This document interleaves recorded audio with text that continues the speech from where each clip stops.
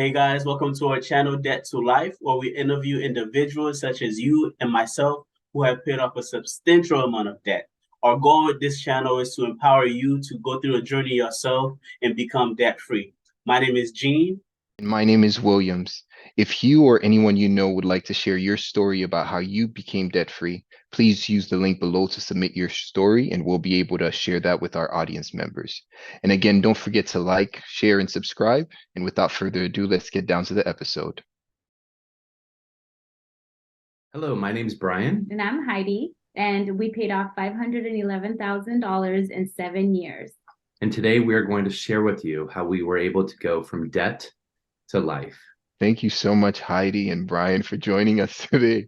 You guys are actually one of the highest. You guys had the out of all the guests we've had thus far, 511,000 is one of the highest numbers we've had, and we're super excited to learn about that journey. So, can you guys share with us a little bit about yourselves and what brought you to that desire to basically knock that debt out?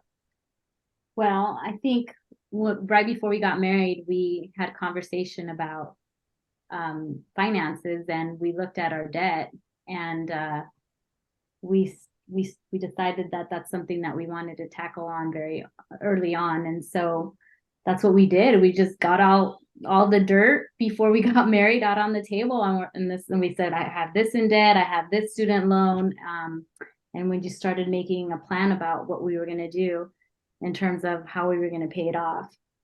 And I think really we just wanted to do things differently. I think for us personally, we came from families that didn't have a lot of education when it came to finances. Mm-hmm. And we kind of just looked at each other and said, if we're going to do this, we need to do this as a team, and we need to come on the same page and work together to accomplish this goal. And really that's what it came to. I mean, this was when we first initially got married, I never thought anything like this would be possible. To live Mm-hmm. debt free and to be debt free was something that this guy always was spending money. So, having debt was just part of the equation.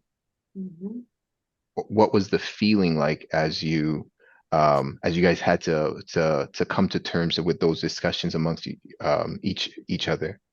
Well, Yeah, so we're coming up on 12 years now. 12 years. Wow. And I think that's just the whole thing. I think when Heidi and I really had those sit down talks about the journey of a marriage, we just wanted to do things differently. Yeah. And that was from the very get-go that we chose to do And that. I think it was uncomfortable, honestly, to be vulnerable enough to share, because sharing your debt looks differently to different people, right? It's like it could be a form of embarrassment for some because you racked up all this credit card debt, or it could look like maybe somebody's a little bit more financially responsible than the other, and you kind of, as you put things out on paper, you kind of see that.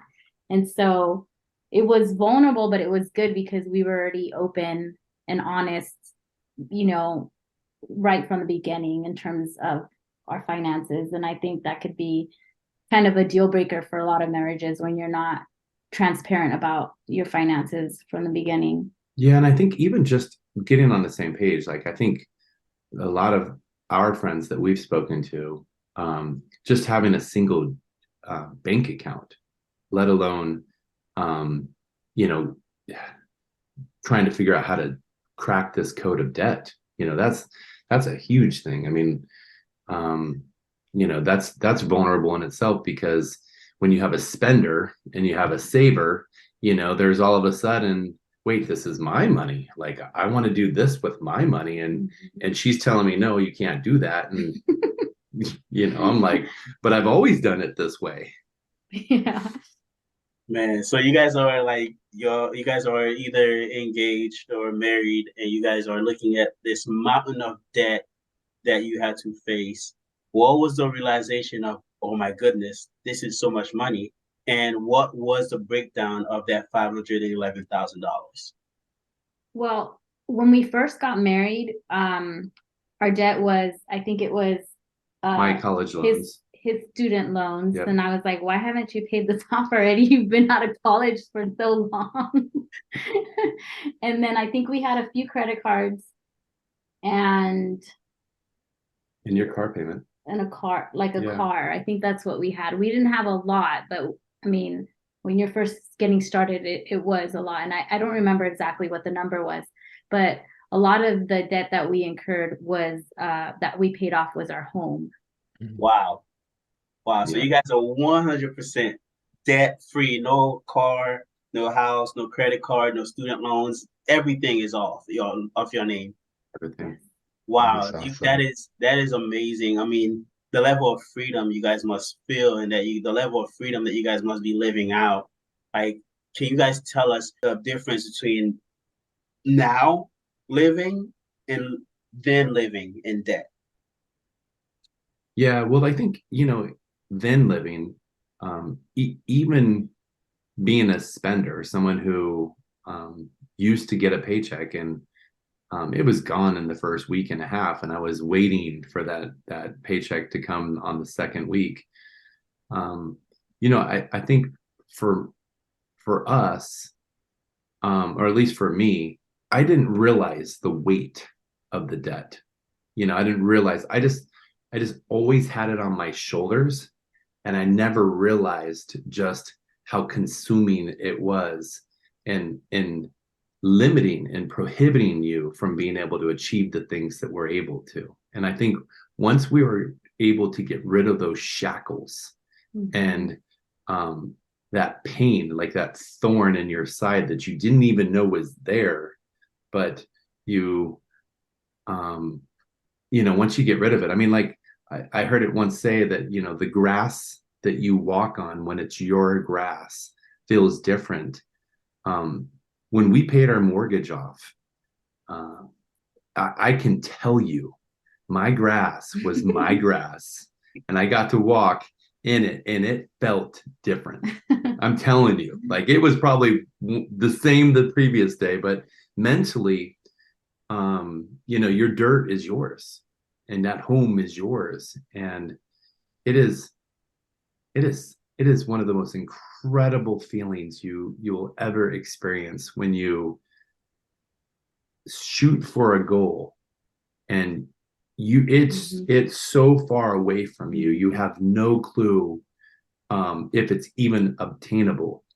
Yeah. And then to do it, it's just, the moment is almost this moment of surreality. It's just, you're just like, wow, like we did it. Yeah. There's a lot of feelings and emotions, I think, that come tied together, like with the freedom, like, oh, well, I don't have to work here if I don't want to. Oh, if I decide to take a 3-4 month vacation, it's fine.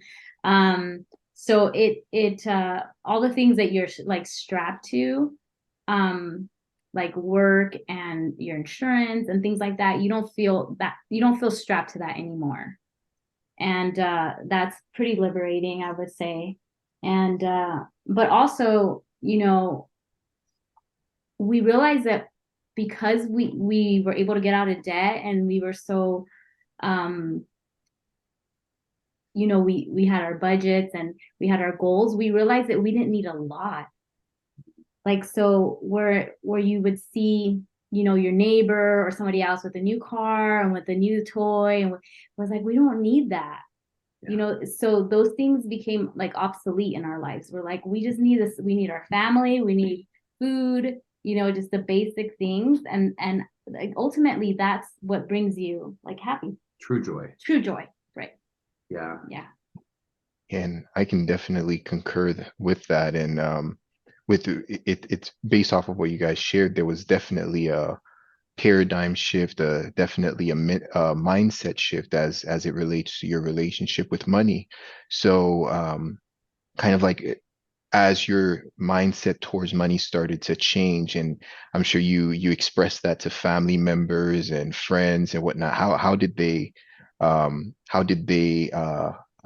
receive that information, and did you guys have to split up from certain individuals just so that they don't speak wrongly of your goals or whatnot? Well, I think it makes me laugh because I mean there was a handful of people that laughed at us. They were like, "You're not gonna do that," and we're like, "Okay, watch us."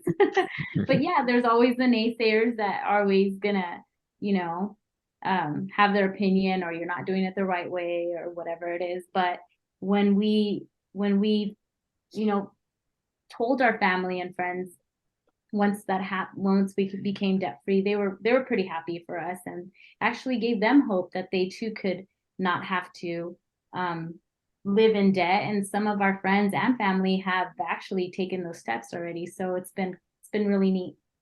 Well, and it's crazy when you live a contrarian lifestyle like this. Um, everything about it is different. Everything about it is different because the system is in college. They have the banks there trying to get you in credit card debt. They have a system in college that's forcing you to buy into the system where you buy a big house, you buy a nice car, you get a good job, and you basically are working for the rest of your life. And the system is created so that we have to work until we're 65.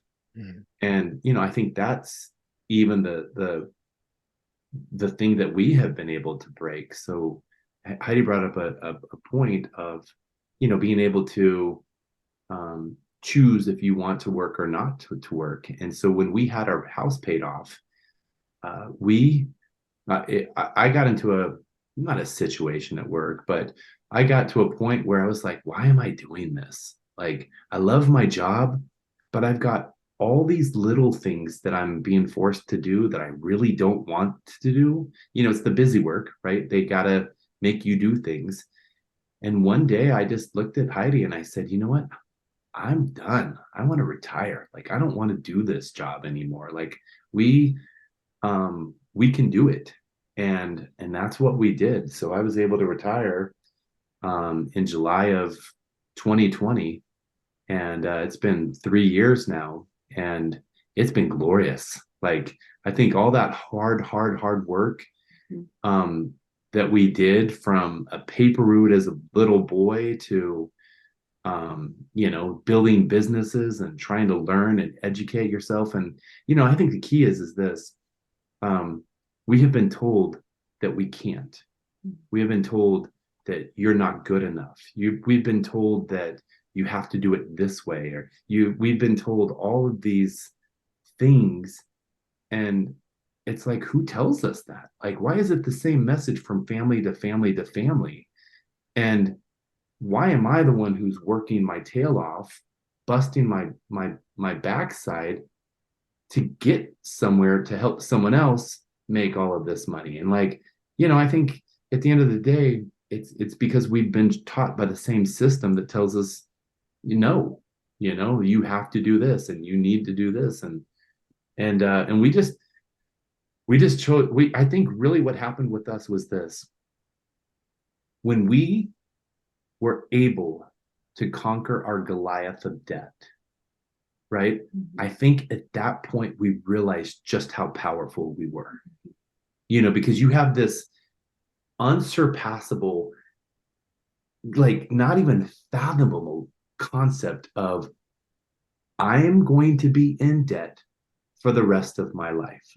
Like, it's not even an option. It's just what it is. I mean, when you define the word mortgage, mortgage, the Latin of it is mortir, which is basically death. So it's a payment until you die. Like, that was what a mortgage payment is. And when you can conquer that and pay the $440,000 and put 20% down on your home, and and live that sort of a lifestyle where you are just, we are the way God created us to be, powerful, and not in debt and not a slave to debt.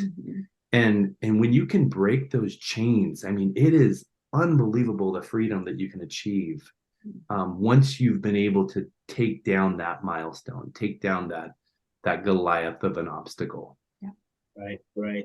One of the things like I always talk to my wife about is, like you said, who has taught us that we have to be in debt, society, I always tell her, think about it this way. Even when I was younger, it never made sense to me that I would borrow $10 from you, and when I pay you back, if I don't pay you back in time, I have to pay you back 11, 12, 13, $14, depending on what my interest was. It does not make sense.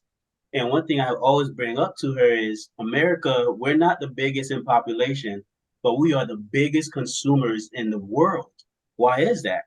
Well, it's because we're being force fed commercial advertisement day after day, second after second. Oh, you look at this thing, look at that, look at that, look at these things. You must have it. You must have it. Oh, you don't have the money? It's okay. Here's a credit card. Borrow, borrow, borrow, borrow. Don't worry about it. It just pays back later.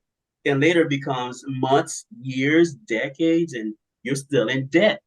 And it's because we're not stopping and thinking, wait, hold on, hold on, hold on. I don't need all the fanciest gadgets. I don't need the newest things, but they make you think that you do. When I say they, I mean like the people who are advertising making billions of dollars. Those Yeah. people. I'm not saying they as in like the whole world, because not the whole world. Yeah. So you mentioned this mountain of debt, which is $511,000. I mean, that's over $500,000. Like, do you guys understand? Like, over $500,000 in just No, 7 years. Yeah. it still gets us. Yeah. We really sit there and it still gets us. Mhm. Yeah, it's a lot. Yeah. Yeah, it still gets us. I think what the true thing is this.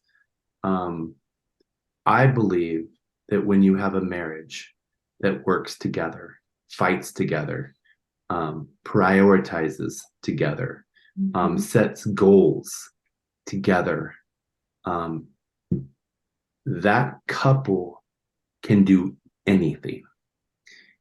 And I believe in my heart, it's one of the reasons why the devil is ultimately tries to attack and break up marriages, because he knows just how powerful a husband and a wife is. And it's one of the reasons why God created man and wife. It's the reason why he said husband, wife. Like this is it. I mean, I could not in any measurable way have done this without this lady right here. She The saver. Yeah, the The saver. saver.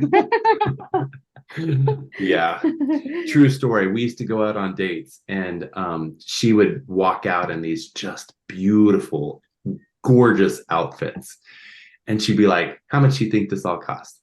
And I'm like, "I don't know," and because that's a trick question too, because if you answer too low, then you get in trouble. If you answer, so there's this game that you play. I'd be, I don't know, like $300. She's like, "Nope."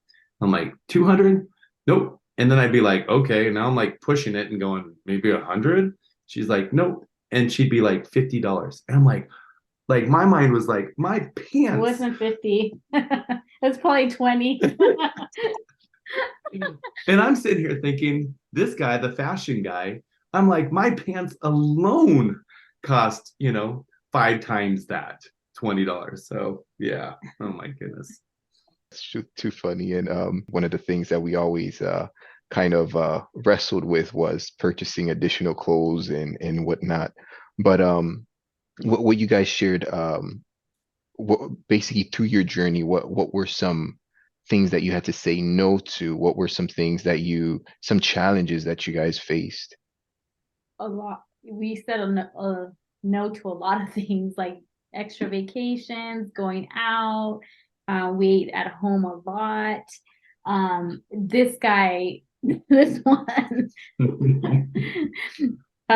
he likes his gadgets, so we had to say, a no to a lot of the new addition of phones and all that stuff, and try to look at the bigger picture. Like, okay, I know you want this, but we have a bigger goal. And so we did a lot of sacrificing. And I don't think that we were uncomfortable in our sacrifice. So Not at like all. we made sacrifices, but we weren't living where we were happy, but And we still had trips. We still did things. we just like planned it out. Yeah, we were just more methodical with it. Yeah. Instead of just going and doing something, we were like, we budgeted for it. Yeah. And I think the key to it is when you can tell your money where it's going, opposed to being clueless of where your money is going. That's the key to it. Is really being able to define, okay, we're going to spend this money here, we're going to do this with this, and oh wow, look, we actually did so well, we're going to reward ourselves. We're going to put some of that to paying off our debt, but we're also going to take some of that and splurge a little bit with it. We did that. And we lived. I wouldn't say that we were uncomfortable. And also because I know that he had a hard time not spending, like when we did budgets, he got more in his budget and I was okay with it because I knew he couldn't handle. Well, but here's the backstory to that though. So I would get like, I'm just going to use some numbers. So I would get like $300 a month to spend however I wanted to spend. That was my money. This one would get paid $200 a month to do whatever she wanted to.